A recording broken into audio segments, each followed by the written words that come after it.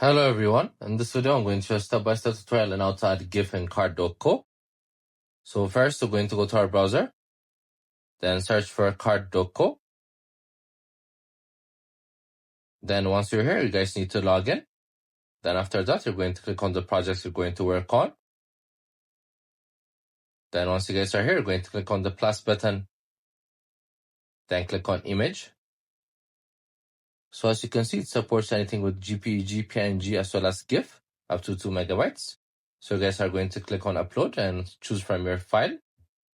Then you guys could upload any GIF you want. So that's how you do it. It's a very simple step. You guys don't need to insert any other thing. It's right there and there.